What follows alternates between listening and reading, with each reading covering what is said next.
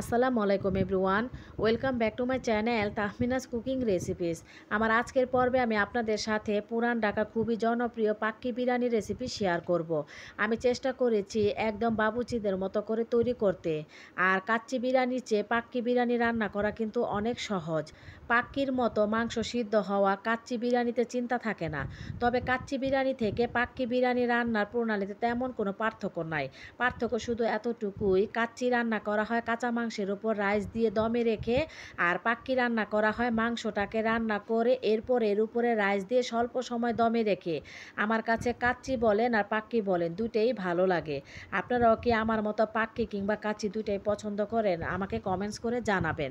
তাছাড়া আমার চ্যানেলে কাচ্চি বিরিয়ানির রেসিপি দেওয়া আছে, আমি লিঙ্কটা ডেসক্রিপশন বক্সে দিয়ে দিব, চাইলে আপনারা দেখে নিতে পারেন। আমি চেষ্টা করেছি যতটুকু সম্ভব রেসিপিটা আপনাদের কাছে সহজ করে তুলে ধরার। আশা করি রেসিপিটা আপনাদের কাছে ভালো লাগবে। তাহলে চলুন রেসিপিটা আপনাদের সাথে শেয়ার করি। পাক্কি রান্না করতে আমাদের প্রথমে লাগবে মাংস। আমি গরুর মাংস নিয়েছি। আপনারা এখানে গরুর মাংসের পরিবর্তে খাসির মাংস দিয়েও পাক্কিটা রান্না করে নিতে পারেন। এখানে 2 কেজি গরুর মাংস আছে। আর মাংসগুলোকে আমি একটু বড় সাইজ করে কেটে নিয়েছি। হাড় চর্বি সহই নিয়েছি।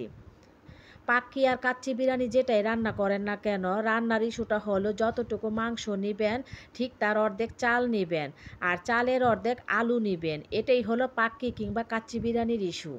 মাংসগুলো একটা প্যানে নিয়ে নিচ্ছি। মাংসগুলোর মধ্যে কিছু মশলা অ্যাড করে দিচ্ছি। আদা বাটা দিয়ে দিচ্ছি 2 টেবিল চামচ পরিমাণ, রসুন বাটাও দিচ্ছি 2 টেবিল চামচ পরিমাণ, মরিচের গুঁড়া দিচ্ছি 1 টেবিল চামচ পরিমাণ। ঝালটা আপনারা আপনাদের পছন্দ মতো কমিয়ে বা বাড়িয়ে দিতে পারেন।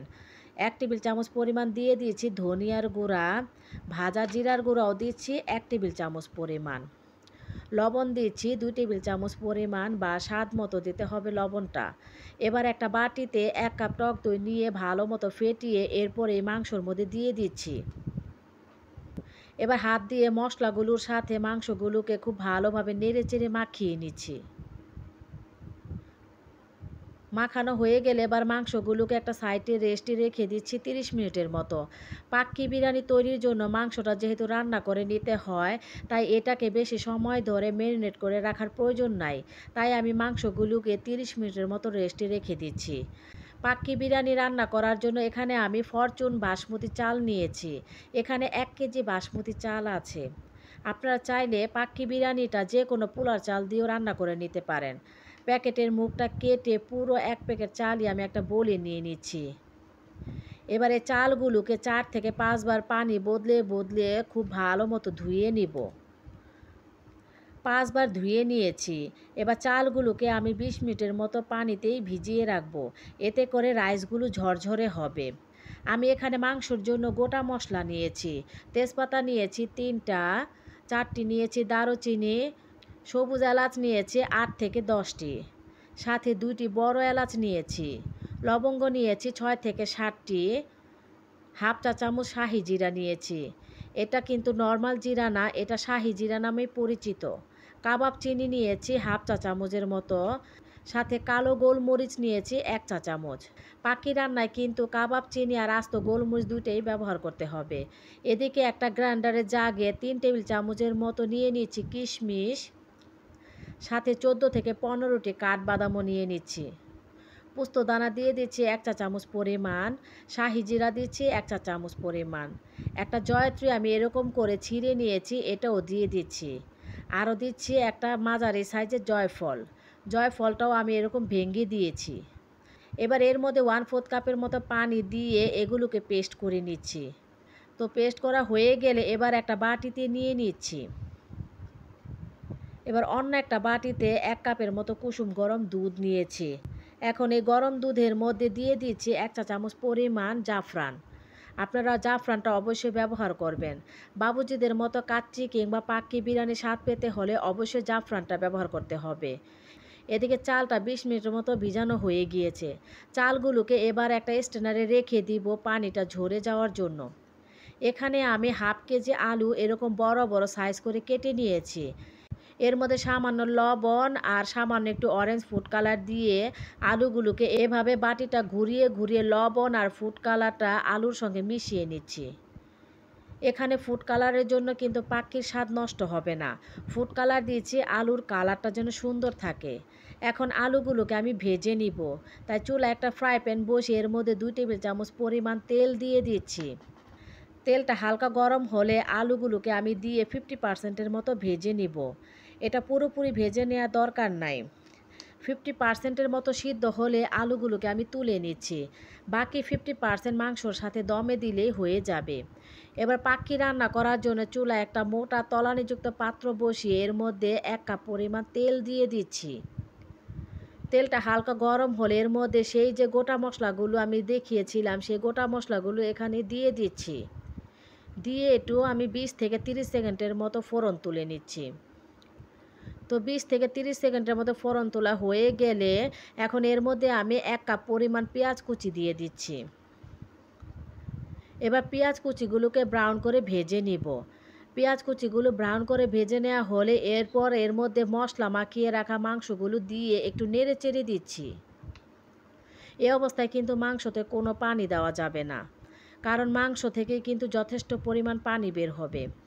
তো একটু নেড়ে চেড়ে এবার একটা ঢাকনা দিয়ে মাংসগুলোকে রান্না করছি 8 থেকে 10 মিনিটের মতো। 10 মিনিট পরে আমি ঢাকনাটা তুলে নিচ্ছি এবং দেখেন মাংসগুলো থেকে কিন্তু যথেষ্ট পানি বের হয়েছে।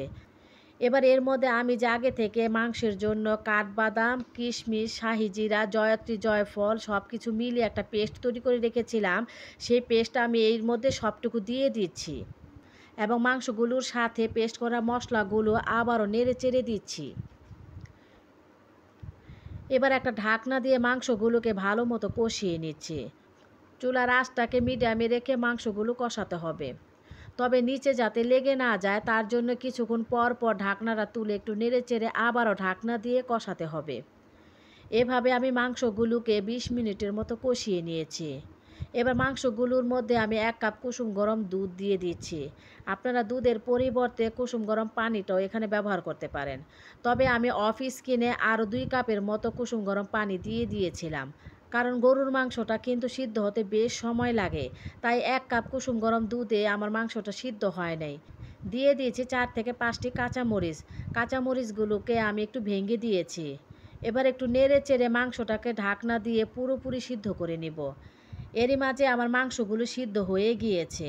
এবার এর মধ্যে 1 চা চামচ গরম মশলার গুঁড়া আর 1 টেবিল চামচ পরিমাণ চিনি দিয়ে দিচ্ছি।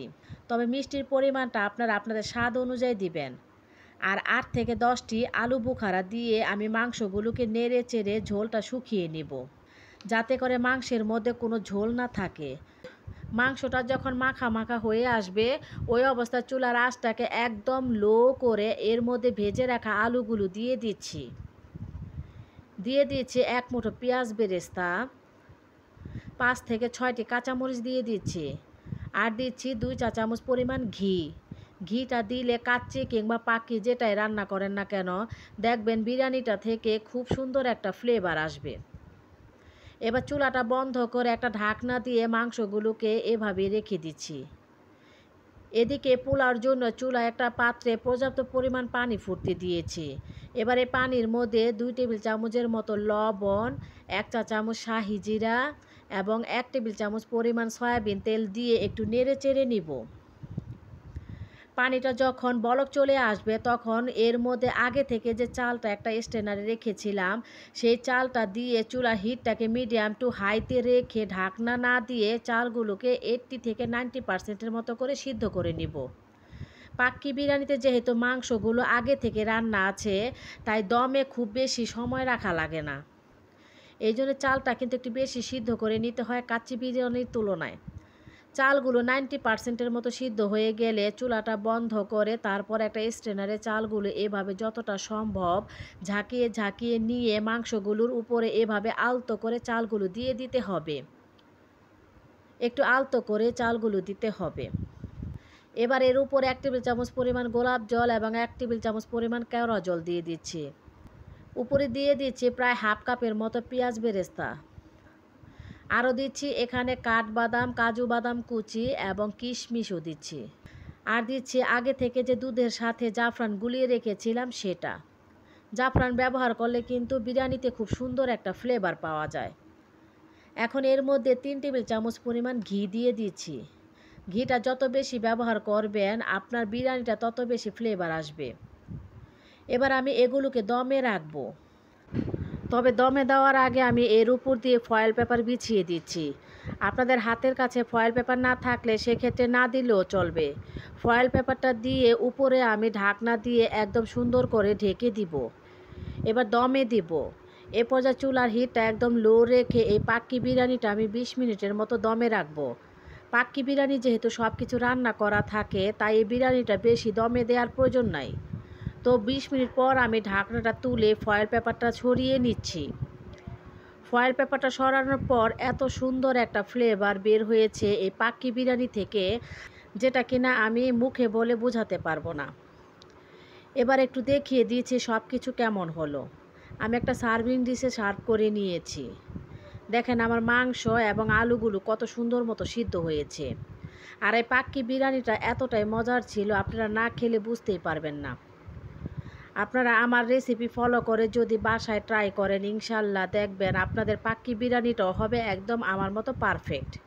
আপনাদের কাছে আমার আজকের রেসিপিটা যদি একটু ভালো লেগে থাকে তাহলে প্লিজ আমার ভিডিওটিকে একটি লাইক দিবেন এবং আমার চ্যানেলটিকে সাবস্ক্রাইব করে পাশেই থাকবেন। আজকের মতো এখানে বিদায় নিচ্ছি। ভালো থাকবেন সবাই। আল্লাহ হাফেজ।